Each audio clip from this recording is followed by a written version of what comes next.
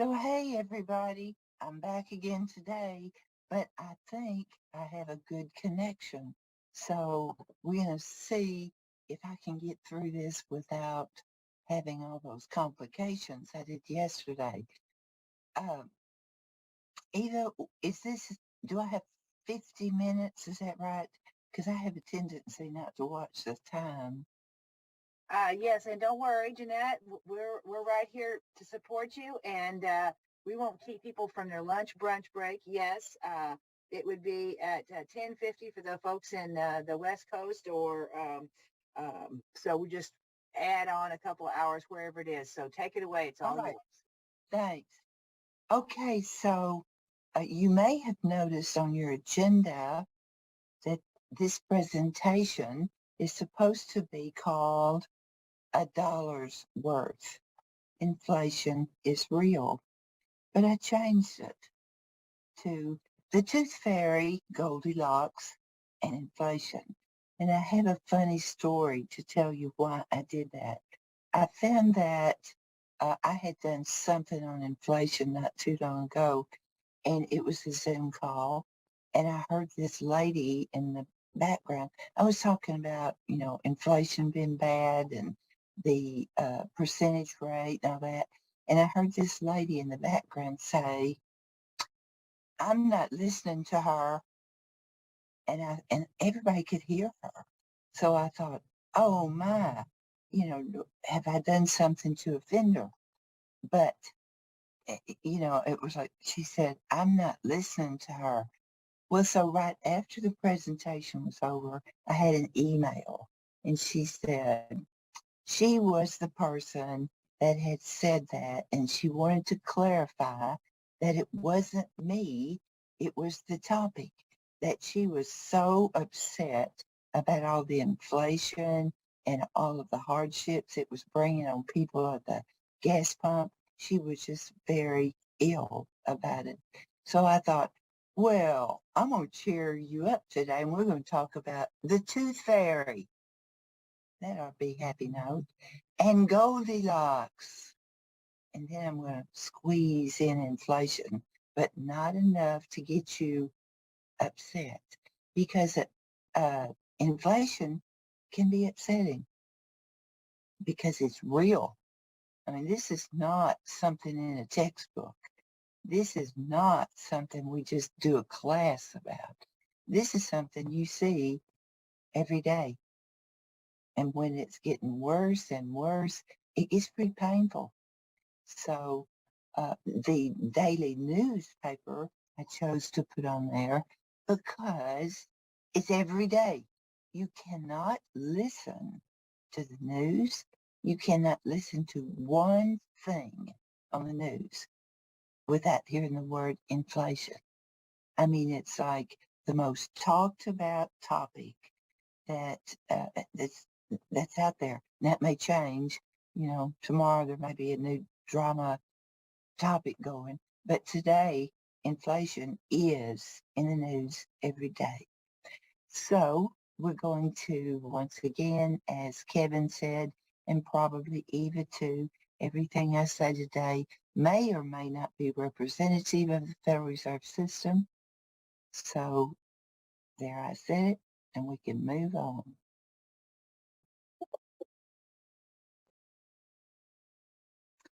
This is cut and paste. This is not a lesson. This is a cut and paste from February the 10th. So this started back this year is when it started getting worse. But in February, it says the CPI posts 7.5% annual gain. So hopefully we'll be learning more about what the CPI is and what how it affects us. This is another headline that I cut and pasted. I'm trying to get all of these things off my screen because I can't see my screen very well. Okay, this date I think is covered up by something here, but it's supposed to be like March maybe. America's inflation problem hit a fresh 40-year high, according to the Bureau of Labor Statistics. The Consumer Price Index, which is called the CPI, rose 8.5 for the year ended in March. Go back to this other one that we just looked at. What did we say? It was in 7.5 higher in the February article. And then in the March, we've moved up to 8.5 and matching levels not seen since 1981.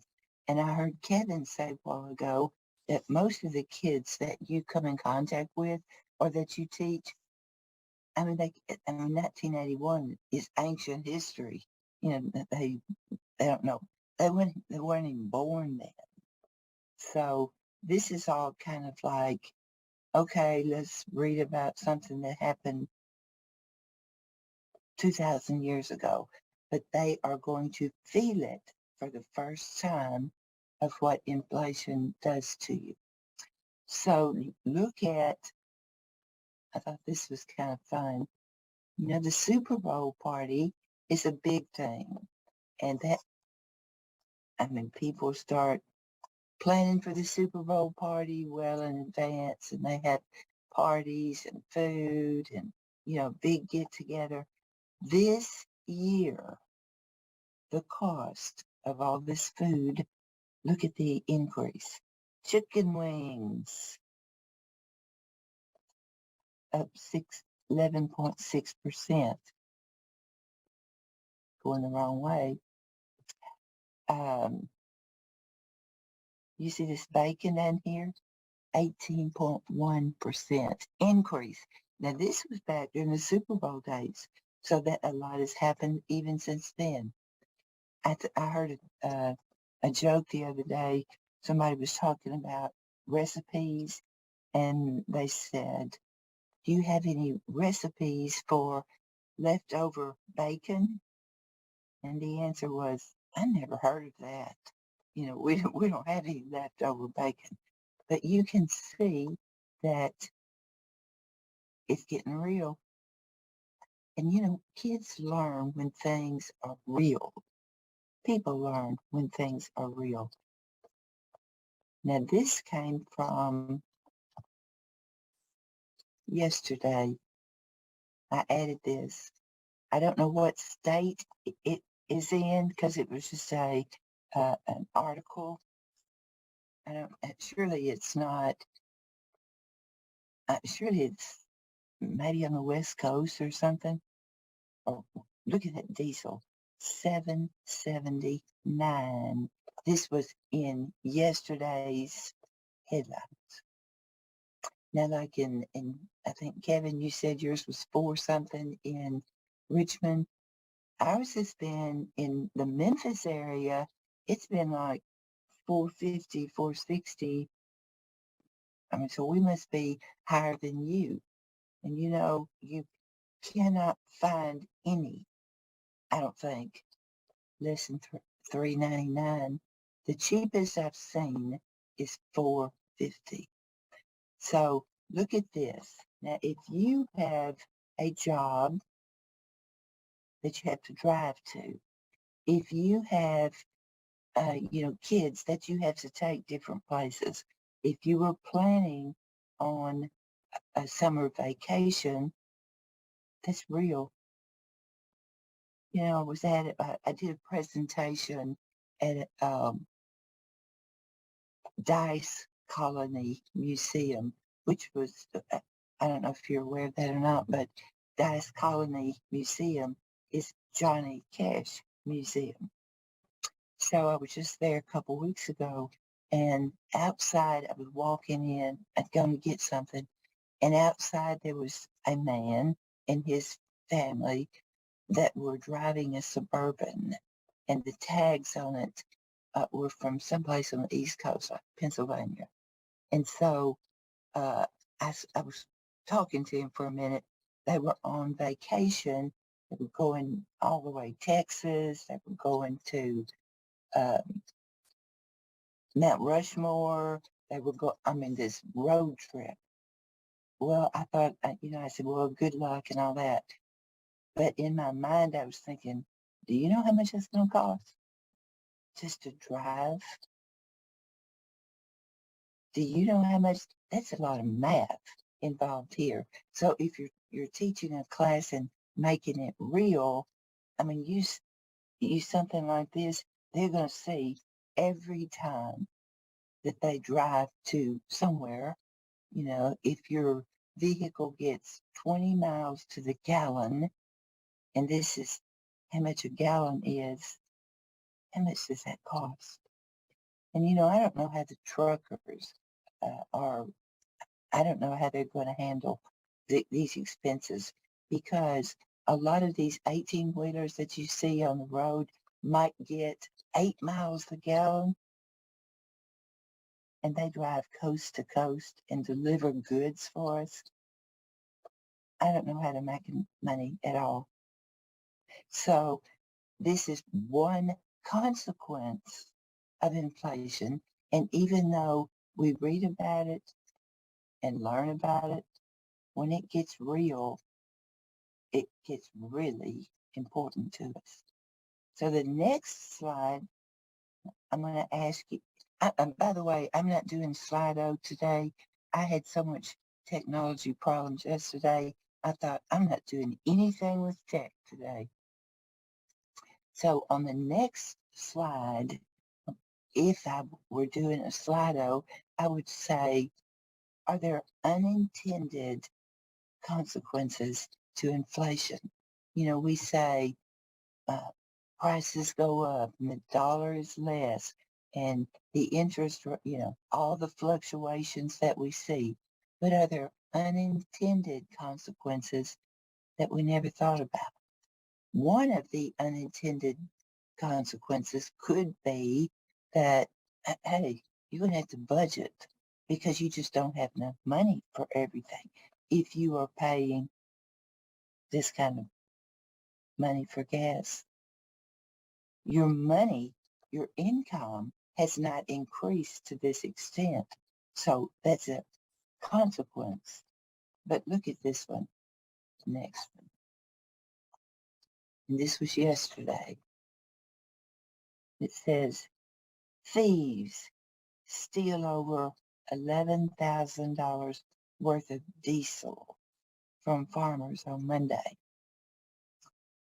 When there's this kind of price on anything, it starts being like a valued commodity, and you better be careful because it will. There will be much more crime with stealing things like gas or even food. So this was in yesterday's paper, and I just needed, but not in paper, it was on Facebook. But I needed to relate to, this is unintended. Who would have thought that the thieves would come out? But then isn't it reasonable? If that gas price and that diesel price is like that other slide showed, yeah, it's going to disappear. So everybody knows. I mean, anybody on the street today will be knowledgeable about inflation because they've experienced it. And they all say inflation means prices go up and it takes more dollars to buy the same thing. But there's more to inflation than that. So I like to start things out with a story. You know, bedtime stories are always so good with kids, and you never have to say, lay down, I'm going to read you a story. No, you have to deal with, will you read me a story? Because it's a desirable thing. So I'm trying to make this pleasant, even though it's an ugly subject. Once upon a time, you remember when you could put $1 under your mattress and think, or maybe you had $100, and you could think, well, I'm going to save that $100, and I'm going to take the money out of my cookie jar, and then I'm going to save it up, and I'm going to buy something with it. Once upon a time, you could do that. You could hold money and not worry that it's going to cost a lot more today than it did when you started saving. So this is going back to the last increase was 1981. The last high inflation like this was 1981. So we've been spoiled. We've gotten used to it's going to be okay. I'm going to keep this $100 and I'm going to save it. And so we have got spoiled to the security. By the way, Ben Bernanke was the Fed chairman. Yesterday we talked a little bit about the Federal Reserve. Well, Ben Bernanke was the Fed chairman, and you still hear him say something every once in a while, but his specialty was the Great Depression. And I don't know if you could even hear me yesterday, but when I was talking about the Great Depression, we had Ben Bernanke's blessings, and he even put it forward in our curriculum because that was his specialty. Now, back to the old title, A Dollar's Worth, Inflation is Real. This is a reading Q&A. It's an article that we put out. We put out a different article 4 times a year on some hot topic, personal finance. And this one was from December of 2021 that it was released. It was a thought for 3 or 4 months 4 or 5 months, that this might be a good topic. But when this was released, we had no way of knowing how much of a hot topic inflation would become. So it was right on time. Everything was just perfect in the topic because there's a lot to learn about inflation. Now, I think I'm going to tell you about the tooth fairy now, just in case I'm getting negative or you're getting depressed or anything like that. The tooth fairy, if we were doing Slido, I would put it in Slido. What is the going, you can put it in chat, what is the going rate for a lost tooth? How much do kids get when they lose a tooth and put the tooth under their pillow?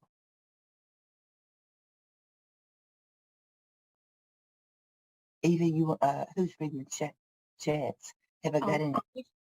We've got $5 a couple times, $10, $20, $1. But the most votes are for $5, and then we have a $25 is the highest. Well, there must be some rich folks in here to pay $25 for a tooth. Yeah. Well, this is in the article, by the way. Do you remember back? Well, first of all, I don't think my parents must not believed in the tooth fairy. I don't remember getting any money, but my kids did. And $1 was a whole lot. But some people might have got a quarter, 2 quarters, that kind of thing. But every year it's progressed so that the tooth fairy knows about inflation because she doesn't leave those nickels and dimes anymore. The tooth fairy is a magical person or character that understands inflation. The average cost, or maybe the going price for a lost tooth now is like $4. So the tooth fairy has that magical power to know how much to pay. So as we look at dollars worth and inflation is real, we see that it's not just one thing that makes inflation. You can't say, oh, postage stamps are, I think they really are. I think they're going to be going up in July. And we've kind of got used to postage stamps increase fairly frequently, but I think the next time they go up is going to be in July of this year. So you couldn't take that though and say that's inflation, because one item or two items doesn't make inflation. Inflation is look at this,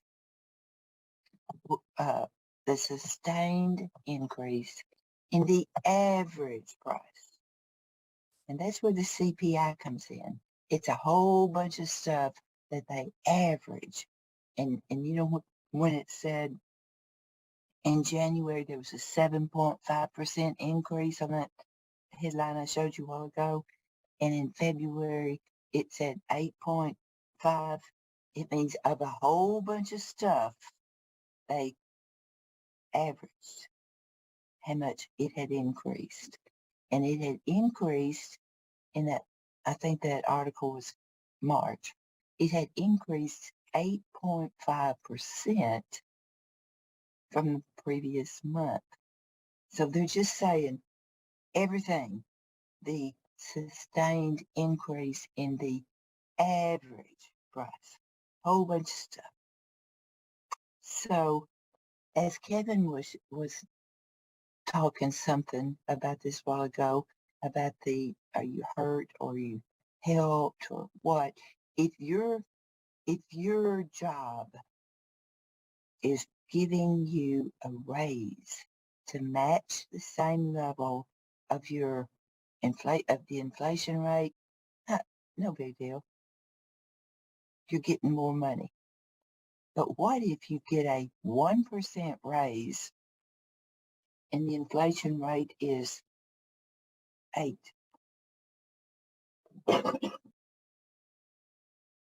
Excuse me, have you gone in the hole or are you ahead?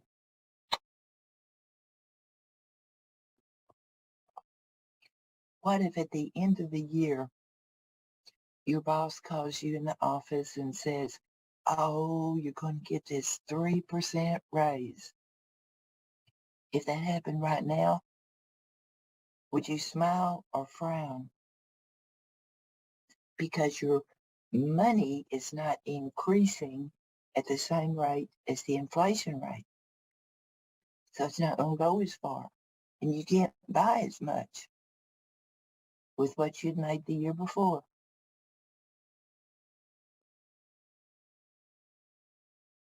Purchasing power is what it's all about. And that's what inflation and the CPI are both about, purchasing power. How much can you purchase with your money?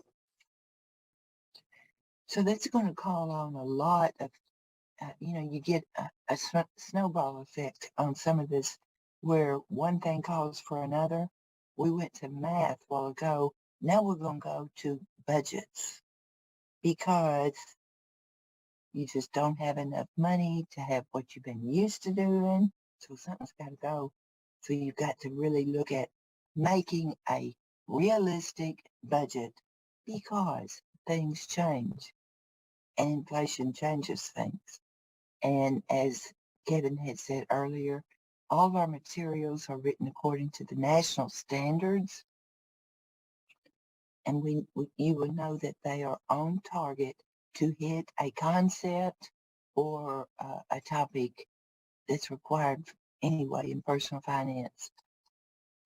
Now, this is coming from the Bureau of Labor and Statistics, and I'm going to let you just look at it. This is from February to February this year. I want you to look at it and in the chat,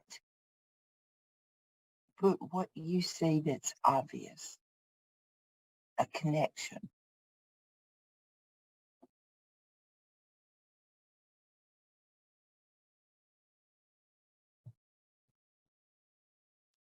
I don't see anything yet in the chat, directly, but, oh, we just got someone that said higher gas, high food, and more.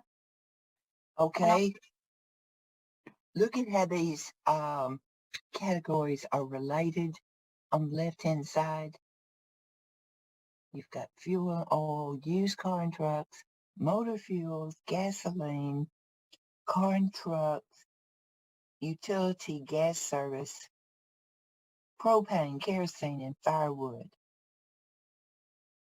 You see that they're really all about gas and all, I don't know about furniture and bedding. I don't know about hotels and motels. Or admission to sporting events. But if you took those three out, everything else has got something to do with gas, doesn't it? Absolutely. Lots of So comments in the chat too about that everything's related. to gas, except for the very few here. And of course, food is not on here. But look at the increase in used cars and trucks. Think about that. Maybe shoot an answer in chat. Why would used cars and trucks be at 41% increase year over year? Isn't that striking? 41%.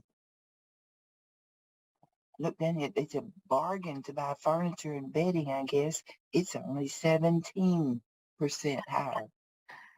We have an answer, shortage of new cars due to the supply chain issues and the chips and the shortage of the chips for them and just the demand. Demand. So the supply and like I said, we're going to connect. It's like a web. You start on one thing, and the first thing you know, it leads to another. Right here, we got to demand and supply. So it's all very interesting. It's tied together. But this is real.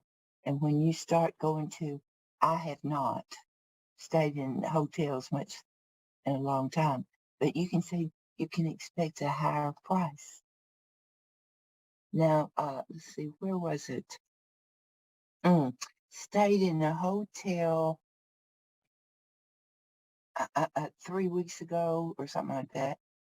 And I was going to go to the front desk and say, I don't need room service. Just, I'm going to put my thing on the door. It's because I don't need anybody coming in my room to clean it. And the lady at the desk said, oh, we don't do that anymore. We wait until you check out. We just don't come and do the maid service every day.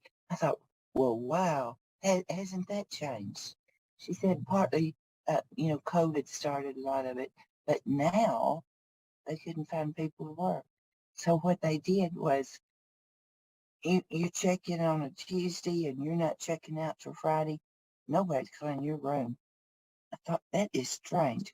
And then if you needed something, like you run out of towels or something, you just call the front desk and they'll bring it to you. Now, I don't know how many hotels are doing that, but this was a DoubleTree. So I don't know, it might be a common thing. Now, yesterday we talked something about unemployment and which I tried. Anyway, we said there was a lot of data collected by the Bureau of Engraving, by the Bureau of Labor Statistics.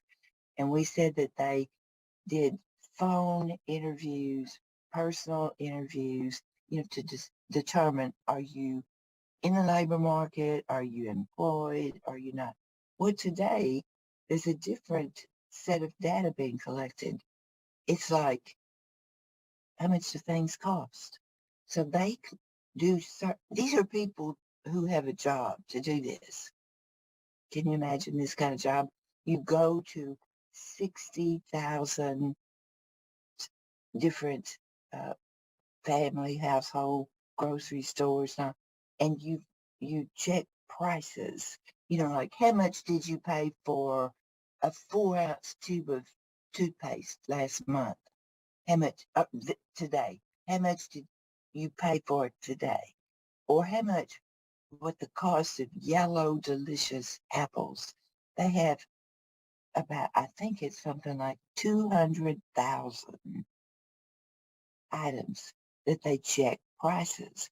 Okay, then they put all these 200,000 items together, add up the cost, and then figure out, compared to last month, how much it's increased.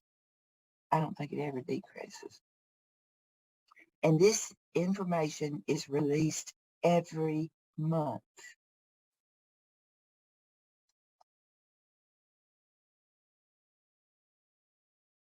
We've already said that the measure of inflation, which is the Consumer Price Index, is called the CPI. And it's going to measure the average change over time in what the consumers pay for a market basket of consumer goods. And they call it a market basket. And Eva's probably going to tell you about this later today, but she has a lesson on market basket even for elementary. So I'm sure she'll tell you about that later. Urban consumers represent about 93% of the total population. So once again, they leave me out. I don't live in a big city, so they leave me out. They don't ask me how much I paid for bananas this week or a loaf of bread. But they do collect all these prices. I told you wrong a while ago. It's 80,000 household units and 23,000 retailers. So forget that I said 60. That was for unemployment. 80,000 households in 75 urban areas. And they go to 50,000 landlords and tenants to get housing costs. It's a big job. They have to have that tallied every month. So every once in a while, you will hear it called the CPI. U stands for urban, but I don't like to say that because it makes me mad that they leave out if you don't live in a big city. So I just never put that U on there. And then on your income tax, now this gets into another concern. You could go into tax rates because have you ever thought about, even though our tax laws didn't change last year or the year before, the last tax change was in 2017 when Trump put through the different cuts. But if you did a comparison, and you could do that easily online, the tax brackets are different every year because of inflation. So then if you went back to the tax year 2018 and just Google the tax brackets, when you make the up to 15% and you might be in a 12% tax bracket, then the cutoff for the income will be different each year. I bet you never noticed that, but it's because of inflation. They adjust the cutoff numbers to make it more realistic. Jeanette, can I interrupt? Yes. We have a question in the chat that your slide had suggested it was 8,000 individuals, and you had said 80,000. So we wanted to know if you could. No. Bye. I may have said it wrong. It's 8,000. Okay, thank you. I just said it wrong. I think I was confused with the employment data. And another question, we have a curious guest asking if urban includes suburbs in metropolitan areas. It's large metropolitan areas. I don't think it includes the suburbs, and they for sure don't collect information from the country. So there's different kinds of measurements that the government wants and needs for things like the Social Security increase. This year, I think Social Security benefits went up maybe 5%, something like that. And that's a different measure than just the plain old CPI. But now when Social Security payments to recipients of Social Security, if they got an increase of 5%, they shouldn't have celebrated so much because they're worse off. Now, this is like that basket of goods. There's 8 categories, and you can see right here on this in the bottom. See what the categories are?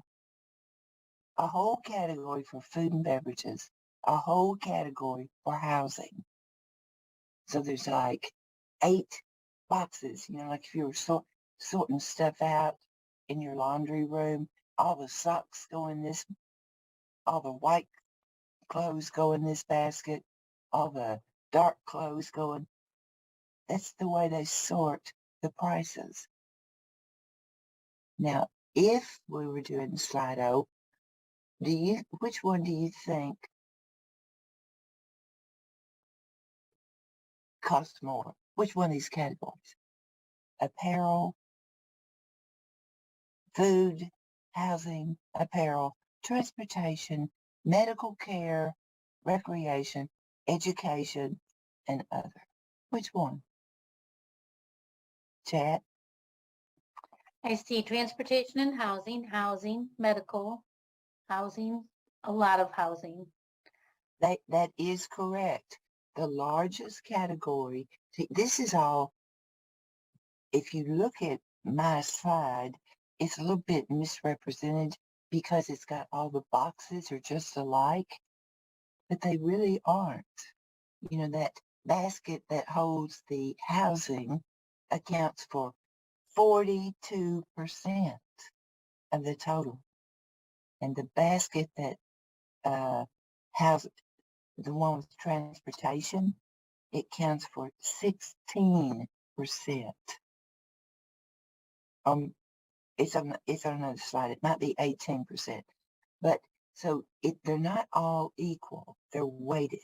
But housing is the one that's heaviest. Now, maybe you own your house. Maybe you bought it back 40 years ago and you already have it paid off. Then this really is not accurate for your situation because you're not spending that much on housing. So it all depends. Now, income tax, Social Security tax, the stuff that you pay in every time you get a check, it's not, those are not even considered as part of the CPI because you're not spending. You're just giving it away, I guess. You're not spending for anything.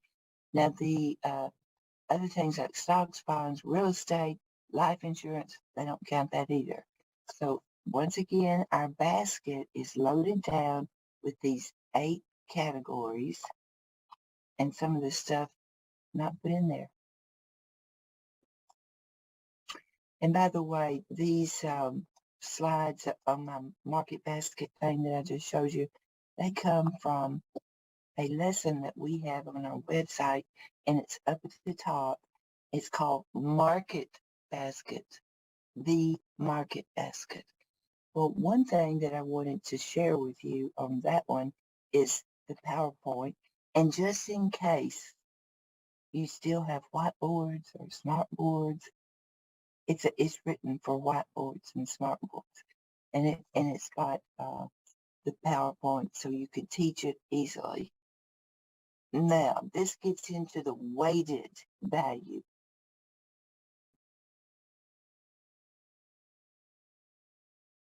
And I told you we have to watch my time because I'll be going, oh, my time is almost up here in a minute.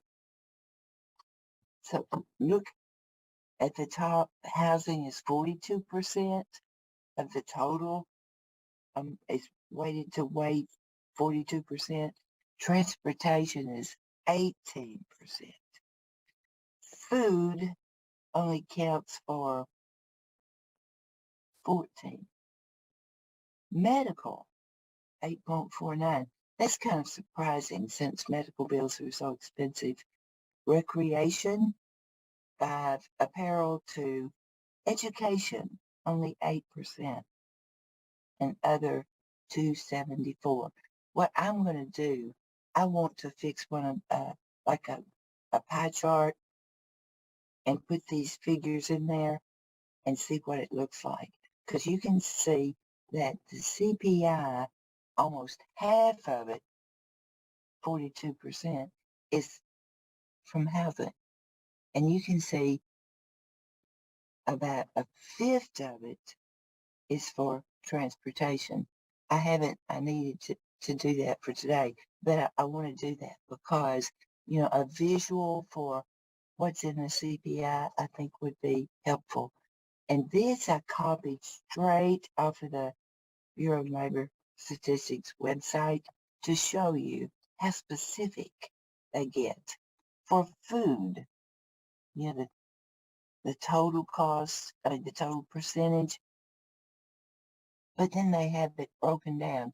8% on how much is spent at home, how much is cereal, how much is flour, breakfast cereal, rice, pasta, cornmeal.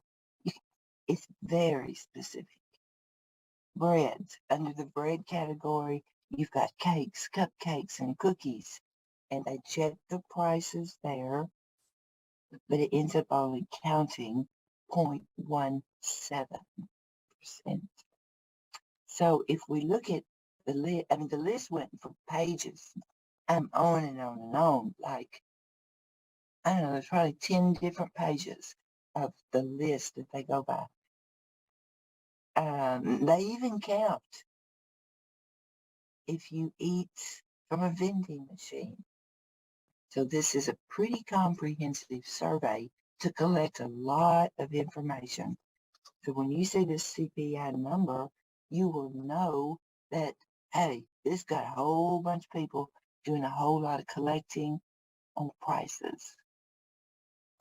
It's interesting on those used cars and trucks we talked about a while ago. Remember that graph showed that 41% increase year over year. But with transportation weighing on this index at 18%, it doesn't count as much as you'd think it would. Same thing with the gas, that category. Everything that was on that chart that had to do with gas and fuel is all lumped together, and it only counts for 18% of the total CPI. So that means it's a little bit, it depends. If you don't ever buy a used car, you don't ever buy gasoline, it means something different to you. Now, in the chat, the BLS collects data and it's released on a monthly basis.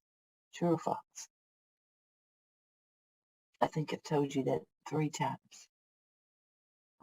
So, It's answering true. okay. Now look at this. Over the years, and this comes from FREEI, which is Federal Reserve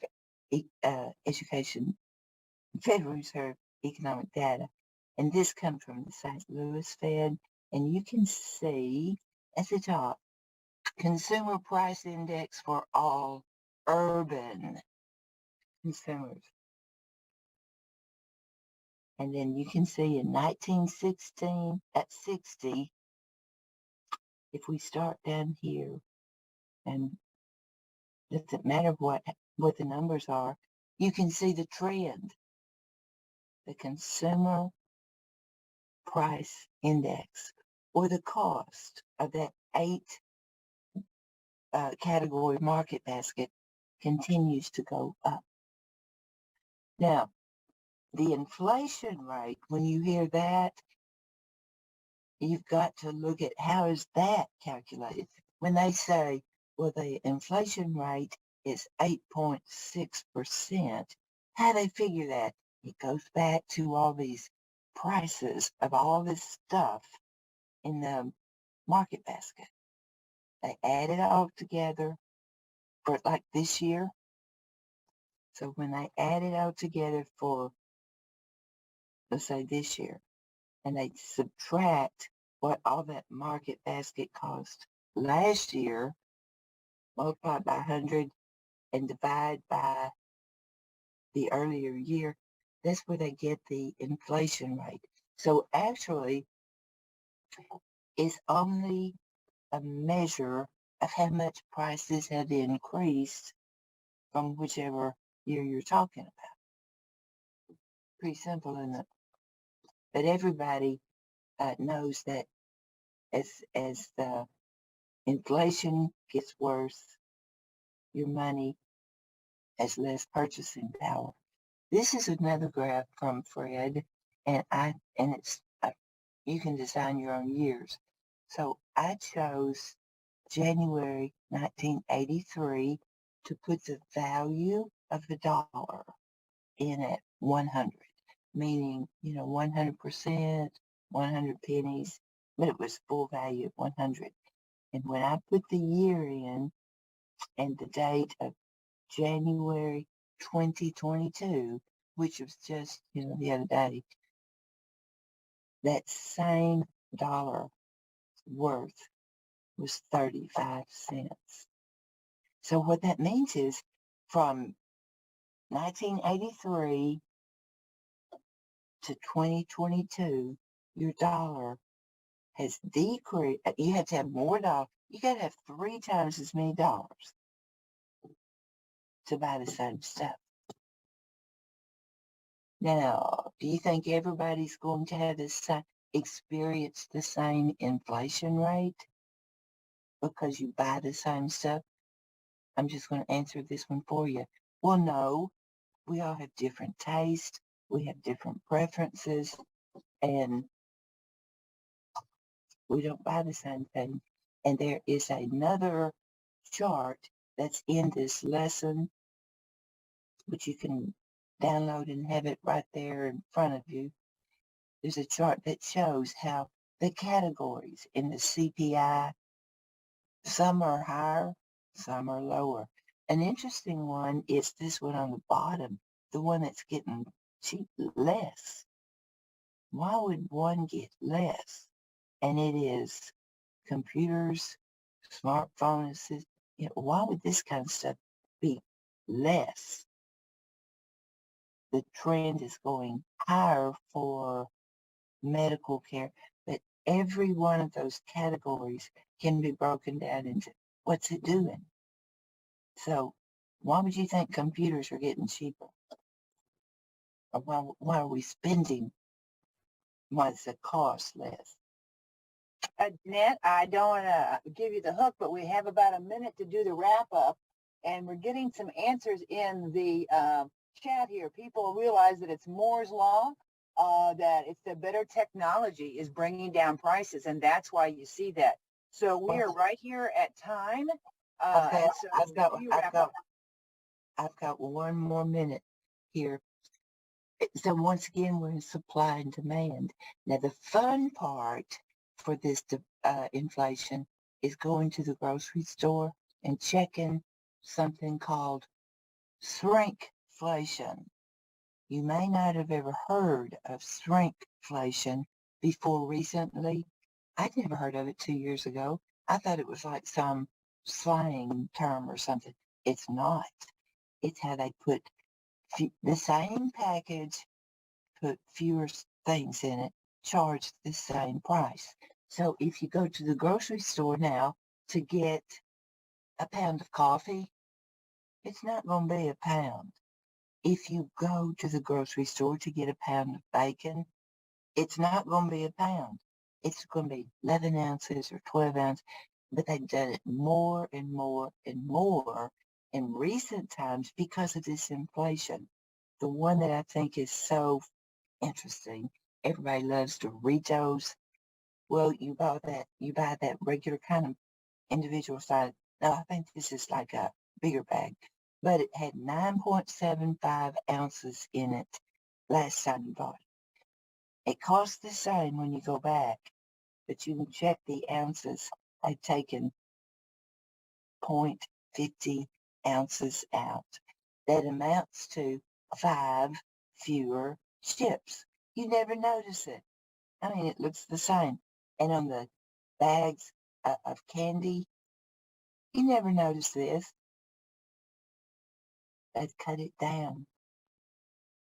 On your trash bags, you probably never know. You've probably never noticed that there were 80 trash bags. Now, I mean, now there's 80. Used to be 90. So let's end it with, remember I said tooth fairy? Well, we know that what I did with the tooth fairy, she is the smart person that knows about inflation. And then I'm going to end it with Goldilocks. So my story has got to have an ending. You know, in Goldilocks, when she goes and she says, this soup is too hot, and this soup is too cold, and this soup is just right. And she goes into Baby Bear's bed at the bedroom, and she says, this bed is too hard. This bed is too soft, but this bed is just right. Okay, that's what the Fed aims for, the Goldilocks effect, so that the inflation rate is just right, around 2%. So sometimes the Fed will refer to the Goldilocks effect, and what that means is dealing with inflation. Thank you very much, and my time is up. And anything else, Eva, that I need to? What No, you say? I think it's great, and we want to be just right and allow people a chance to get a break and stretch and go outside or whatever they want to do. So we'll put it to the timing brunch lunch break. And thanks much.